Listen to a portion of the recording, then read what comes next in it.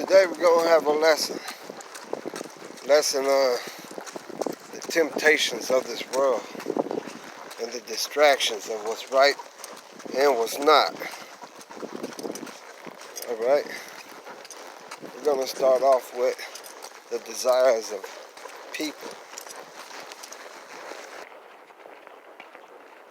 See, we are flesh are fighting against our spirit, our soul, the things that we know we shouldn't be doing, and the things that we want to do as human beings. And you know what? Satan sends people at us to try to get us to sin and live unrighteous. And our only strength, our only defense against that is the Most High, praying to God for the strength to resist the things that our flesh, our human body, actually wants to do. But our soul knows better. And so it's all about knowing yourself and staying away from the triggers and getting away from it as if you really want to resist it. And the thing is, a lot of times our flesh wins if it's in the presence of what you know better than doing.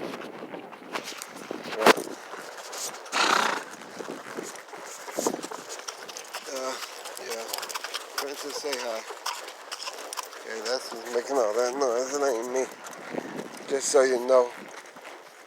And life is tricky, you know, because you don't even know what's around the corner, and it could be death.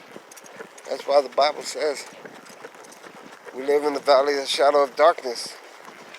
Death's around every corner. And Satan runs this earth with the elites that have the money and call the shots, basically make the rules and the laws and what's gonna be, and give those people that get away with it the opportunity. You know, they call it white privilege, and they know they have it. You know, and they don't have a problem with it, and they accept it, and they expect it. And if they don't get it, they got a problem with it. Unfortunately, this difference with the black folks, you know, we have no privilege, no understanding of any situation that we might be involved in, major or minor. Off the top, we're looked at as unrighteous and doing something devious or evil just because who we are. You know, everybody in their life does something in a situation, one time or another, that could have changed their whole life around. It could have been the reason why they were successful or failures. And you know, when it comes to equality, it ain't none. And it never will be done. Because when you read in the Bible, it says, no man will buy you. No man can save you.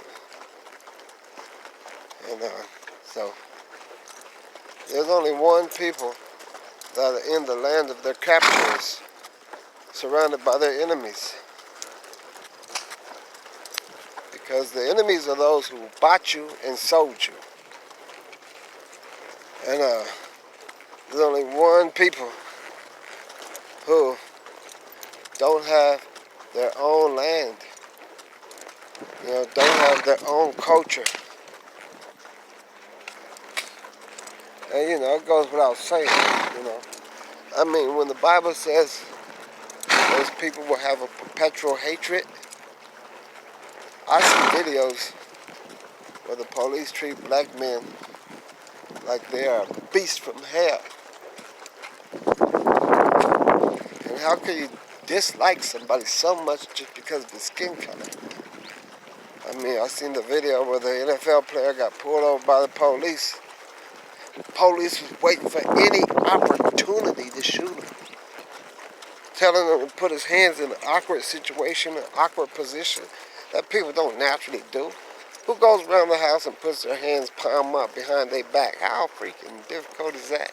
To even figure it out and understand it while you got a man with a gun behind you. Come on, huh? Every time I get pulled over, I get nervous that the police are going to try something tricky. I don't put it past them throwing a gun on your floorboard and shooting you and saying you was armed.